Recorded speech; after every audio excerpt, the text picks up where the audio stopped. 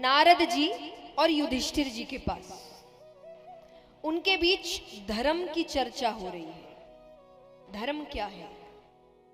बहुत बातें करते हम धर्म की।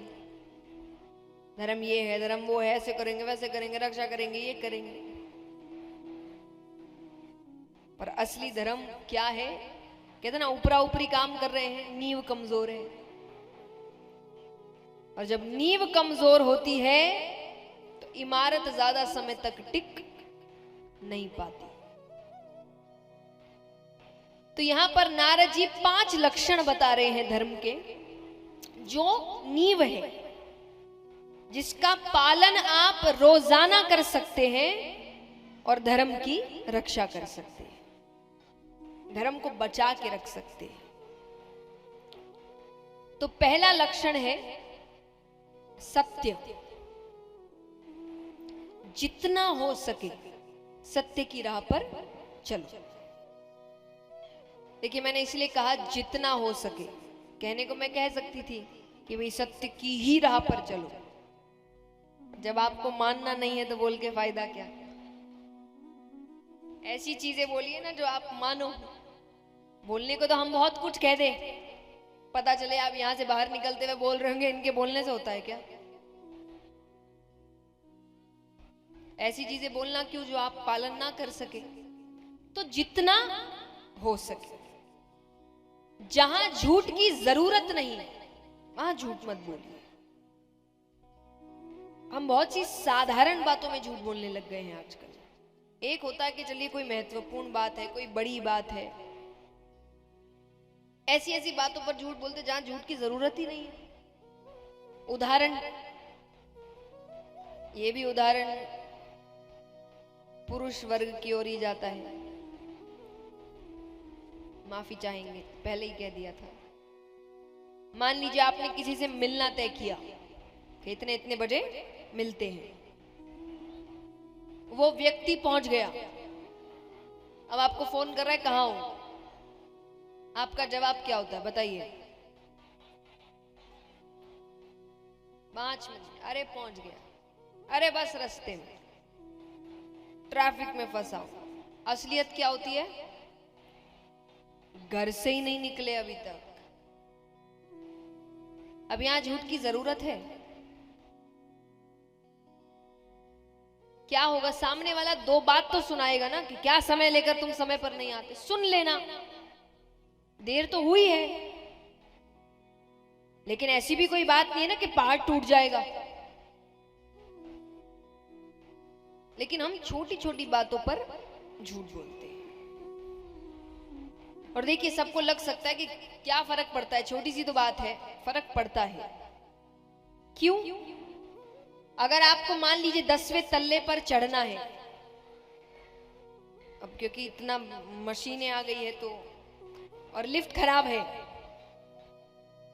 वरना पहला उत्तर आपका ये है, तो लिफ्ट से जाएंगे और किसे जाएंगे? लिफ्ट खराब है, 10वें तल्ले पर चढ़ना है, कैसे चढ़ोगे? हाँ, सीढ़ी से कैसे? ऑब्वियसली चल के।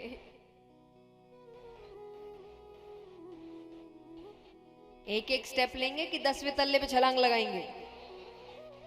हाँ, 1 बाय 1। और अगर सीधा छलांग लगाई तो गिर जाएंगे, चोट लग जाएगी। बस सच और झूठ का भी यही काम है। जब आप झूठ क्यों बोलते हैं बताइए? हम झूठ क्यों बोलते हैं?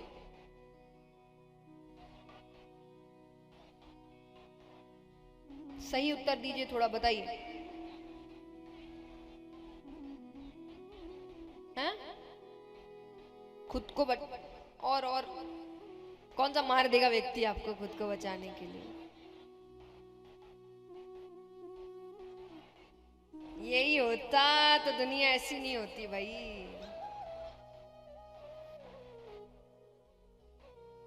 दूसरों को अच्छा महसूस कराने का ही विचार कर लेता व्यक्ति तो बात ही क्या थी?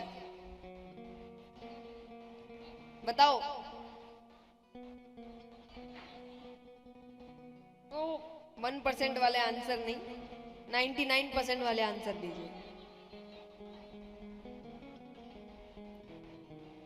चलो मुझे उत्तर सही नहीं मिल रहा तो मैं ही बता देती हूँ। नहीं,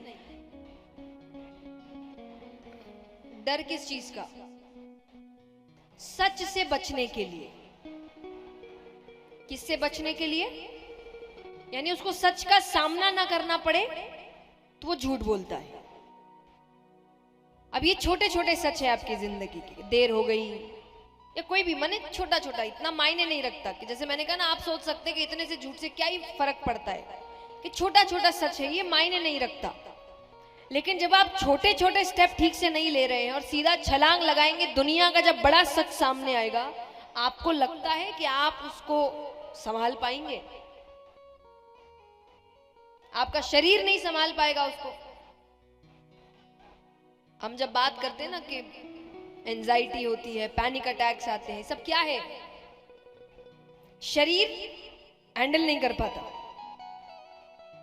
जब ऐसी कठिन परिस्थितियां आती है तो कईयों को चक्कर आते हैं, हाथ पैर कांपने लग जाते हैं, पसीने छूटने लग जाते हैं। सबका अपना अपना तरीका है। तो ये शरीर का तरीका बताने के लिए मुझसे ये परिस्थिति नहीं संभल रही। क्यों? क्योंकि उसको आदत नहीं है। छोटे छोटे झूठ में तो आप निकल जा रहे हैं बच के, लेकिन जब ऐसा सच सामने आता है जो आपके बस की बात है नहीं, जहां बच के नहीं निकल सकते, तब वो शरीर साथ छोड़ देता कि ये मेरे बस की बात नहीं, मुझे आदत नहीं है ऐसी चीजों की, क्योंकि आपने आदत डाली नहीं।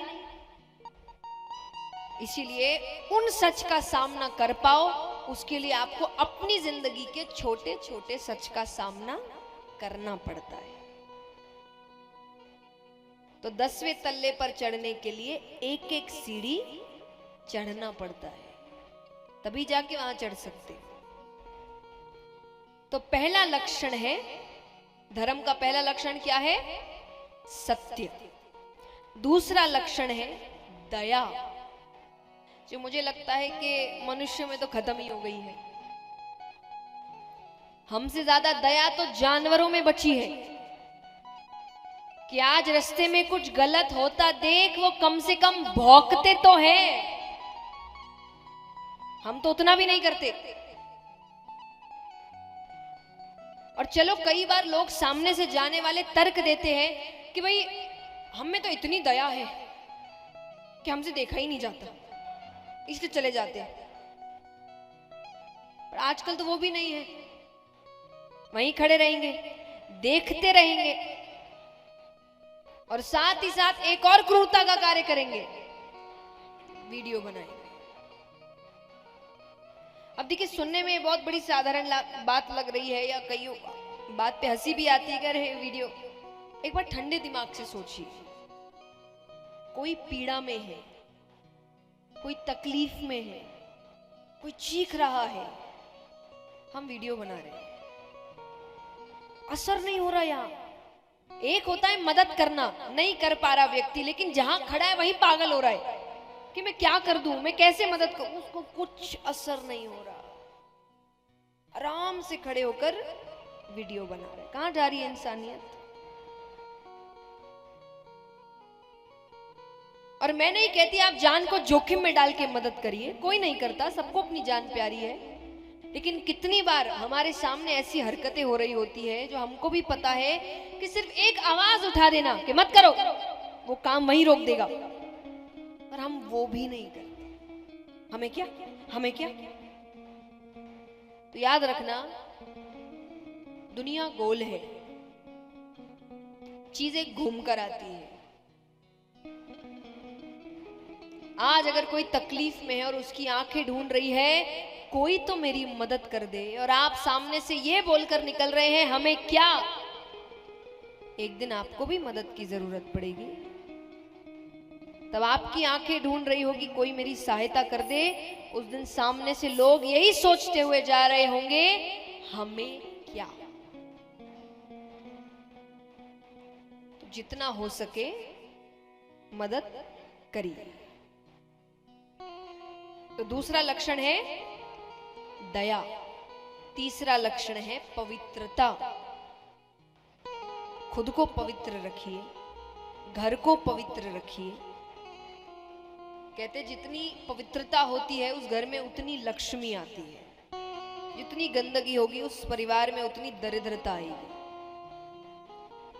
जितना हो सके घर को साफ सुथरा रखिए, लक्ष्मी उसी घर में आएगी ना। और ये सबके लिए है भाई। कई बार जब मैं ये बात कहती तो पति पत्नियों की ओर देखने लग जाते। घर आपका भी है, गंदगी आपको दिख रही तो उठाइए कपड़ा और उस वक्त साफ कर लीजिए। इंतजार मत करिए कि कोई और करेगा, घर आपका भी है।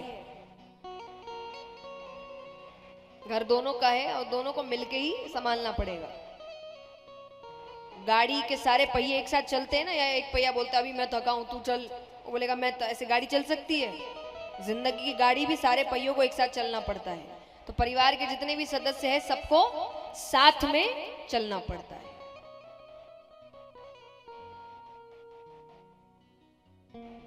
तो तीसरा लक्षण है पवित्रता।